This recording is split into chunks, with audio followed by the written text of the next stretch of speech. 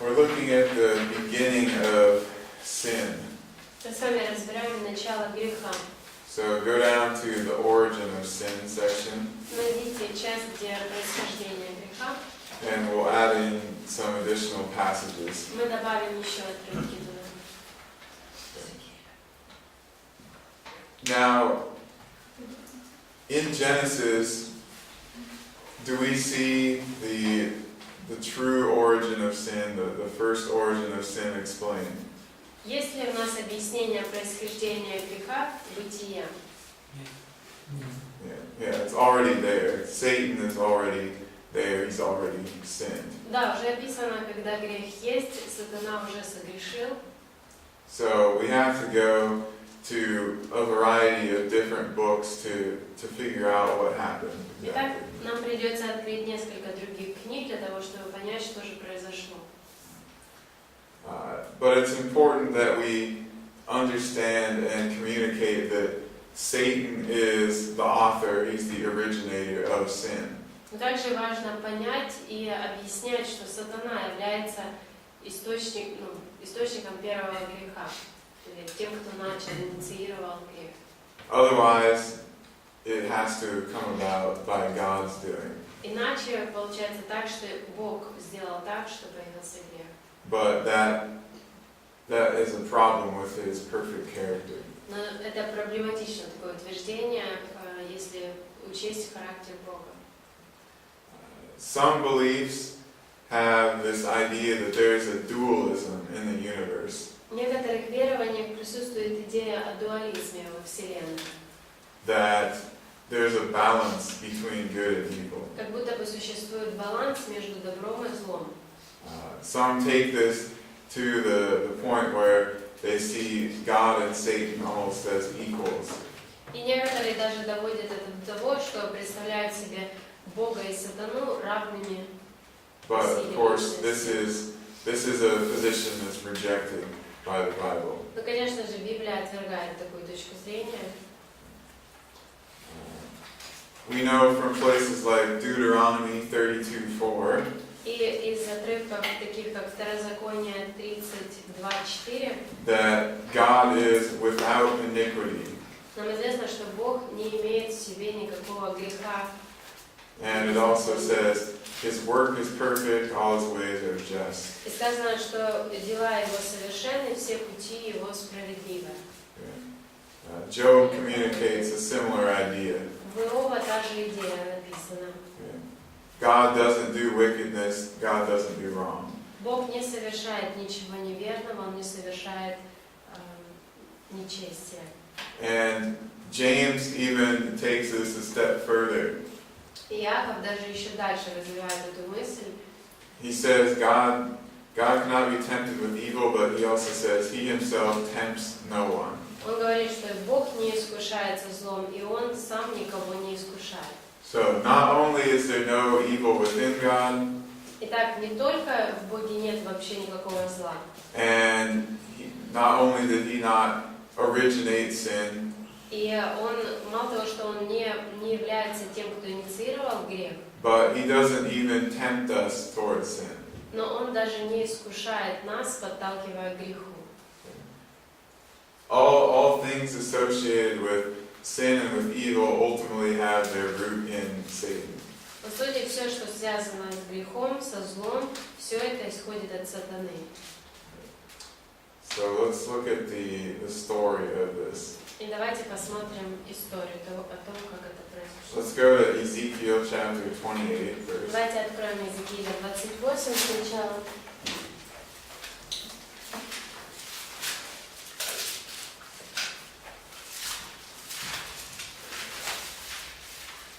We will start in verse 12. С 12 стиха мы начнем.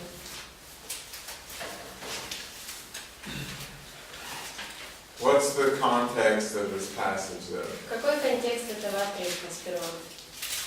Царь Киевский становится прообразом. Cyrus becomes an image of this. Царь Киевский. King of Tyre. Yes, Я не King of слышу Tyre, вас, когда вы yeah. тихо говорите, мне ничего не слышно. Царь Киевский. Уже Yeah. много сказал. Yeah, okay, so the king of Tyre. So there's an aspect of this passage that is being applied directly to a real human person. Итак, в этом отрывке есть та часть, которая применяется напрямую или адресована напрямую настоящему человеку. But then Ezekiel is going into history of Satan. Но затем Иезекииль переходит и описывает уже историю сатаны. And there are certain markers within the passage where we can see that there's no way those verses are applying to a human person. И в этом отрывке есть определенные детали, которые однозначно указывают нам на то, что не может здесь речь идти об обычном человеке.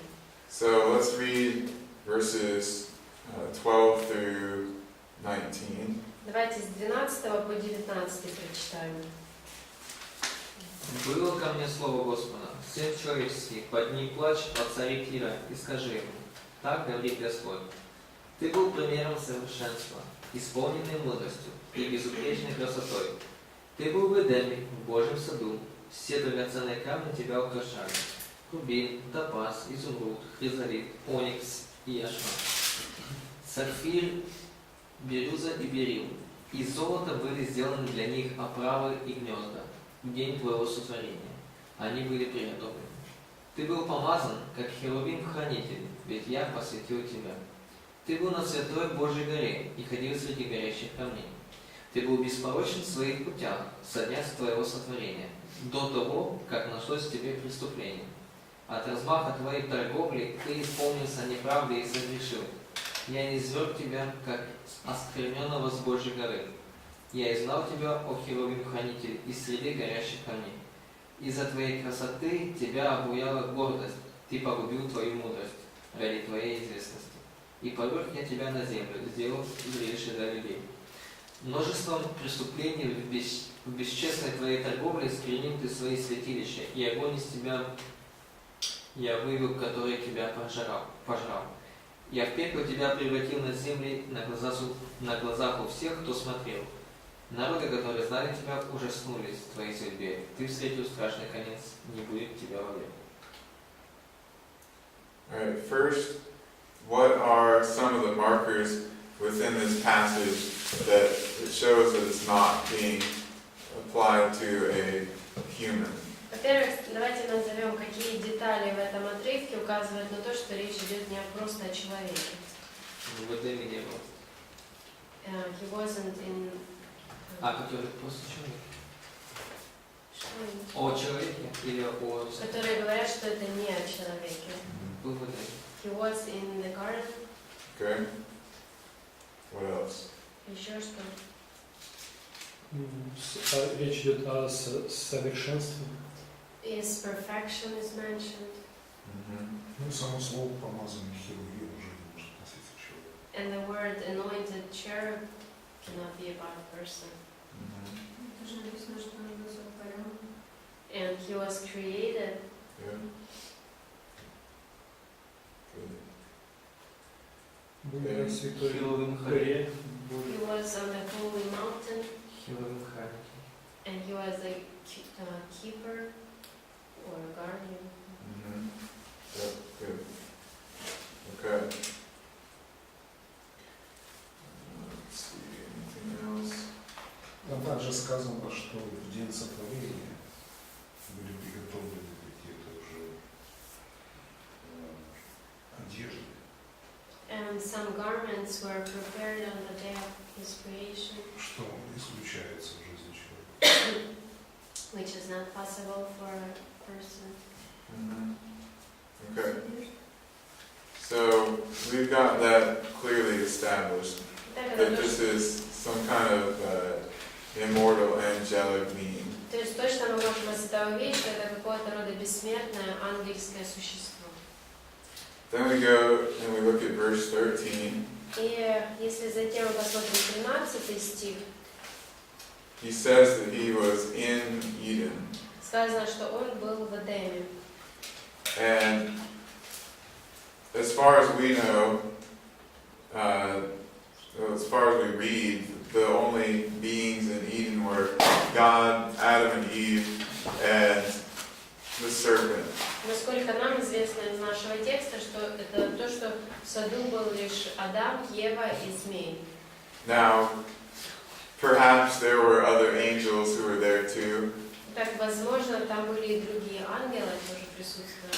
but it's going to be some kind of angel that's way back in time there. Но здесь какой-то ангел, который давно был. Then we go down to verse 14. Затем 14 стих. And here he's called the anointed cherub. И здесь он назван помазанным херувимом. This word here, Mashiach, is used. Okay? Same word as Messiah. Используется то же самое слово, что используется для слова Мессия, Мешия. So this is a very important angel. Итак, это очень важный какой-то ангел. And we have him called the cherub. И назван дальше херувим. So this is some kind of class of angel. То есть это какого-то рода класс ангелов. 15, blameless in his ways. 15 беспорочен в путях, Until unrighteousness was found in you. пока преступление не было найдено в тебе. So we know from many passages that God doesn't create or cause unrighteousness or sin. Итак, мы из многих отрывков знаем, что Бог не творит неправедность или грех. So this angel had to have sinned on his own, had his own choice. Тогда должно быть ангел, этот грех у него появился по его собственному выбору. 16, how's 16 translated in Russian? 16. Because your trade or your trade was so big. Okay. So another way we might translate this is because of your great slander. Еще можно перевести это из slander is something that you get from. It's like evil words, sort of. Можно еще перевести от размаха твоего злословия. Okay. It says then he becomes filled with violence, and then what happens? Затем исполнился неправды, а затем что произошло? Sin. Okay. So this is sometime way far back in history. Итак, описываются события, которые произошли далеко в прошлом. Now, in the context of this passage, does it tell us that it's in the Garden of Eden time, or is it before, or is it after? В этом отрывке нам сказано, происходит это во время сада, в саду, или до этого, или после. It doesn't tell us exactly when. Нам в точности не сказано, когда. The point I'm trying to make is that when we're reading through, to make the least amount of assumptions about the passage that we can. Я просто пытаюсь показать, что нам нужно как можно меньше каких-то предпосылок вкладывать в этот текст, когда мы его читаем. Alright, so we know, comparing with Genesis 3, И сравнивая с Бытие 3, нам известно, that this must have happened at least before the fall episode. что произойти это должно было, по крайней мере, до искушения и грехопадения человека. But this particular passage doesn't tell us if it was before the creation of Adam and Eve or not. Но из этого отрывка нам неизвестно, случилось это до сотворения Адама и Евы или нет. But then he sins, and it says he's cast from the mountain of God. Затем он согрешил, и сказано, что его низвергл Бог со святой горы. Можно сделать такое предположение по 13 стиху, что раз существовал уже Эдем, и он был совершенным, то значит это произошло уже после сотворения. Сотворение чего? Он проставил, мы знаем, что до грехопадения людей, но неизвестно, до сотворения человека или после сотворения человека. Вероятно, после сотворения человека. Can we assume that it happened after the creation of people because of verse 13? From verse 13, we can only assume that this person was in Eden. Из 13 стиха все, что мы можем взять, это то, что он был в Эдеме. В Эдеме он был совершенным. And he was perfect in Eden. Maybe. Может быть. You were in Eden, the garden of God, but then it stops. That's the statement. And then he continues with all the good descriptions first. Он говорит, ты был в Эдеме, в Божьем суду, и на этом останавливается эта фраза, а потом он перечисляет все хорошие описания этой личности. I think we will get informed in later passages about that, but in this passage we can't say positively yes or no. Я думаю, что в дальнейших отрывках это больше ясней становится, а из этого отрывка, мне кажется, здесь не видно до или после. Similarly, we can't necessarily say from this passage what the mountain of God is. Точно так же из этого отрывка мы не можем однозначно сказать, что означает Божья гора. Because mountain of God is often used for Mount Sinai, Mount Horeb, something like that. Потому что очень часто Божьей горой называют Синай или Хариф. Now in Ezekiel 20:40, there seems to be a similar usage. Иезекииля 20:40, похоже, точно так же используется. One person turn there quickly and read it for us. Кто-нибудь один прочитайте быстренько этот стих. Потому что на моей святой горе, на горе высокой, Израилевой, говорит Господь Бог, там будет служить мне весь дом Израилю, весь сколько не есть его на земле, там и с благоволением приму их, и там потребую приношений ваших, и начатка ваших со всеми святынями вашими. Okay, so it sounds similar in chapter 20 to Mount Sinai. Очень похожее описание в 20 главе, речь идет о горе Синай. So we're not sure exactly where this is in this passage. Мы точно не можем из этого отрывка понять, о каком именно месте идет речь. All right. Okay, 17 then. 17 теперь. His heart was lifted up because of his beauty. Из-за красоты обуяла его гордость. So what does this seem to be saying this angel's sin was? Итак, какой грех здесь назван, скорее всего? Гордость. Pride. Mm-hmm. Yeah. Okay. You corrupted your wisdom. Ты погубил твою мудрость. And then it says he cast him to the ground. Затем сказано, что он поверг его на землю. And then finally, down in verse 19, И затем в 19 стихе, what's the last half of verse 19 sound like in Russian? во второй половине этого стиха, то есть, you saw a terrible end, you will be no more forever. Okay, so it sounds like some kind of judgment will come on him. Так, похоже, что какой-то приговор, какое-то осуждение будет вынесено ему. Alright, so there's our first passage. Итак, это первый отрывок. Now let's go over to Isaiah chapter 14. Теперь давайте Исайя 14 главу посмотрим. We'll start at verse 12. Начнем с 12 стиха. But what's the context of this passage? The Какой? greater context. Контекст вот этой главы, этого отрывка. Yeah, verse 4. 4 стих. Вавилонского. It's a prophecy against the king of Babylon. Right. Yeah. What's going on at this time in history? А что происходило в это время в истории? Вавилонская книга. Babylonian Осада. siege.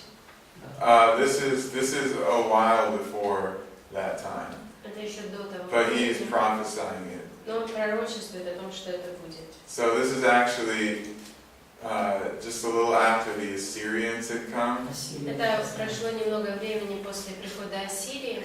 and then it's sort of the in-between period between the Assyrians and the Babylonians. Это происходит тоже промежуток между Ассирией и Вавилоном. But he's prophesying what is going to come with the Babylonians. И он пророчествует, что принесут с собой вавилоняне. All right, let's read then verses 12 through 16. Давайте с 12 по 16 прочитаем. Как упал ты с неба дневница зари, а сын зари разбился о землю, попиравший народы. А говорил в сердце своем: взойду на небо, выше звезд Божиих вознесу престол мой, и сяду на горе, в сонме богов, на краю севера. Зайду на высоты облачные, буду подобен Всевышнему, но ты не извержен в ад, в глубины преисподней. Видящие тебя всматриваются в тебя, размышляют о тебе. Тот ли это человек, который колебал землю, потрясал царство? Вселенную взял пустыню и разрушил города ее, пленников своих не отпускал домой. All right. Maybe even restricted to through verse 15. Можем даже до 15 взять только. Okay, so what in this passage indicates that it might be talking about more than just a human king? Что в этом отрывке нам указывает на то, что речь идет не просто о человеке, царе. Упал с неба. Fall from heaven. Okay. What else? Что еще? Что говорит, что зайдет на небо выше звезд Божьих. You said you would raise up in heaven over the stars. Okay. Буду подобен Всевышнему. You'll be like God. Okay. Yeah. That one we could probably even apply though to some of these kings who thought they had divine status. Но это то, что можно применить, в принципе, и к царям, потому что многие из них считали, что у них божественный статус какой-то. What about some of the language or the phrases that Isaiah uses here? Посмотрите некоторые фразы, которые здесь Исаия использует.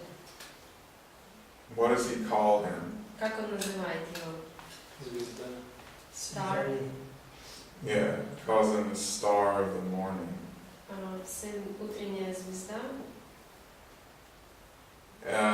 Is this used, can you think of this being used anywhere else in the Bible for a human? Где-то еще какой-то человек назван так в Библии. Yeah, I can't. It's Я не помню, что. it's usually used of angelic beings or deity, and even Jesus has a similar description. Обычно используется это описание либо для ангела, либо даже для Иисуса, его похожим названием. And then he also says this phrase, the stars of God. Затем он говорит вот эту фразу «звезды Божьи». What does that apply to? Это к чему? Что означают эти слова? Ангелов. Angels. Yeah. So often stars are used as a reference to angels, Часто звездами называют ангелов, both in the Old Testament and the New Testament. как в Ветхом Завете, так и в Новом. And then finally in 15, И в 15 стихе he has this future, you will be thrust down to Sheol, to the pit. вписано его будущее, когда он будет низвержен в мир мертвых, в глубины бездны. And then one more thing I И forgot еще to кое-что mention. забыли мы упомянуть. So back in verse 12, В 12 стихе Do you see how he uses the past tense? Видите, как он говорит в прошлом? You have fallen from heaven. Ты пал с небес. You have been cut down. Тебя не свергли. You said in your heart. Ты сказал в сердце своем. So this is in the wider context of a prophecy, but this section, it's all something that happened previously. Находится этот отрывок в более широком контексте пророчества, но все вот эти описания описывают то, что произошло до этого. And what occurs in this short section is very similar to what we had just read occurring in the Ezekiel section. И то, что здесь описано, очень напоминает то же самое, что мы читали только что в Иезекииле. Now let's go to 2 Peter 2:4. Давайте теперь 2 Петра 2:4 посмотрим. Someone read that, please. Прочтите кто-то, пожалуйста. Бо як Бог ангелів, що зарішили, не помилував був, а в кайданах темрява вкинув до аду і передав зберігати на суд. So the point of this passage is, for our purposes, it's just that angels were able to sin. В контексте нашего изучения для нас из этого стиха важно увидеть, что ангелы могли грешить. Because Peter's talking here about a specific group of angels, though. Но Петр здесь говорит о конкретной группе ангелов. Probably he's talking about the angels that created the Nephilim. Скорее всего, он говорит о тех ангелах, которые произвели нефилимов. They had an earlier judgment than other fallen angels. И они были наказаны раньше других ангелов. They were thrown into this pit Они были брошены в эту бездну prior to the flood. еще до потопа. But we see from Peter's teaching, angels had the ability to sin. Но мы видим из учения Петра, что ангелы могли грешить. Therefore, the two passages that we just read about, that sin could be the sin of an angel. Поэтому те отрывки, которые мы до этого читали, мы теперь понимаем, что вполне возможно, что ангелы грешили. Right, 1 Timothy 3:6. 1 Тимофея 3:6. Матфею 3:6. Не должен быть из новообращенных, чтобы не возгордился и не подпал осуждению с дьяволом. What is this telling us? О чем нам это говорит? Он возгордился. That he became proud. Как дьявол. И дьявол первый возгордился. Like devil, so devil was the first one who got proud. Yeah, this word here might be rendered filled with insane arrogance. Здесь слово, которое означает безумное высокомерие.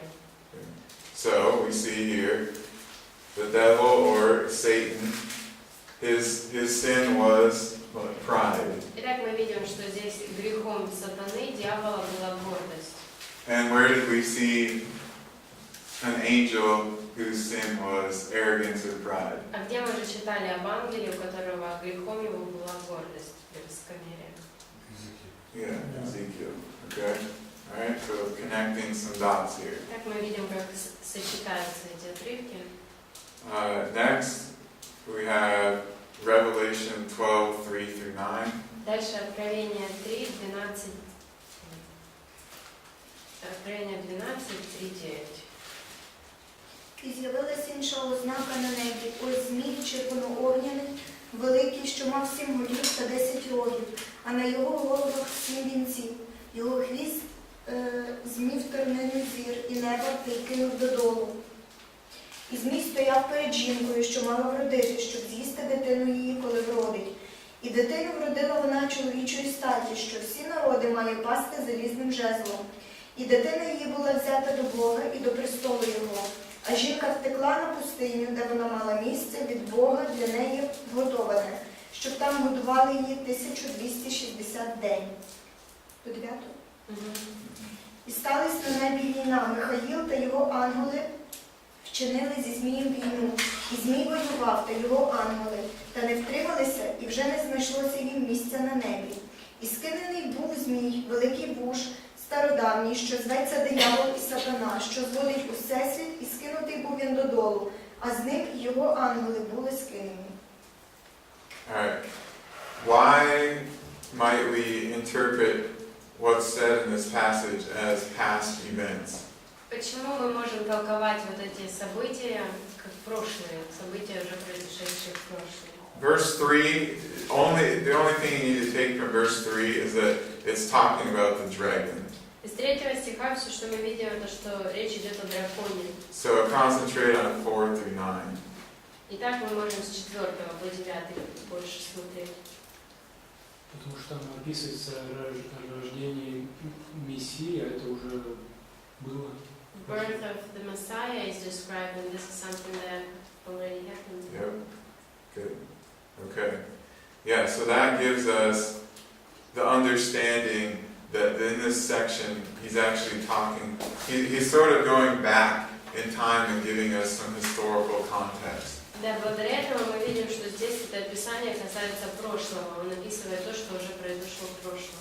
So, verse 4, 4 стих. we have the dragon. Там дракон. Okay. Now, we know from some other passages that the dragon is Satan. It's another name for Satan. Нам из других отрывков известно, что дракон это одно из имен сатаны. But it says this dragon swept away a third of the stars of heaven. Сказано, что этот дракон увел треть звезд небесных. What have we seen this phrase stars of heaven or stars of God referring to in some context? Мы уже видели в некоторых отрывках, что обозначает эта фраза «звезды Божьи», «звезды небесные». Angels. Angels, okay. So this is where some people get the idea that Satan took with him about a third of the angels. Итак, вот на основании этого отрывка люди утверждают, что сатана увел с собой с небес треть ангелов. Then we go down to verse 7. Затем 7 стих. And there was a war in heaven. На небе началась война. Satan and his followers lose. Сатана и его последователи проигрывают. And 9, the great dragon was thrown down. И 9 стих, великий дракон был сброшен. And it explains who this is. The serpent, the devil, Satan. И объясняется, кто это был. Древний змей, дьявол, сатана. And it explains earlier, in verse 4, he's thrown down to the earth and his angels thrown down with him. В 4 стихе описано было, что он был сброшен на землю и его ангелы вместе с ним. Where else did we see a casting down of some angel? Где еще мы читали о том, как какой-то ангел был сброшен? На Изаия? Yeah, and in Ezekiel. In Yeah, Ezekiel. both of them. В Okay. обоих отрывках. All right. Go to Luke 10:18. Теперь Луки 10:18. Ночь сказала им, я видел сатану, спасшего с неба, как молнию. So Jesus just references back. He saw Satan fall from heaven. Итак, Иисус говорит о прошлом, говорит, что он видел, как сатана упал с неба. And then finally, John 8:44. И Иоанна 8:44.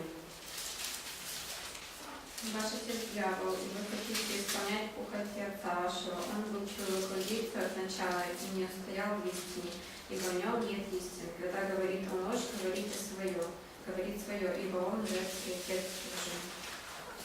So we have this phrase in the second sentence. He was a murderer from the beginning. Итак, в конце стиха сказано, что был человек-убийцей, убийцей был от начала.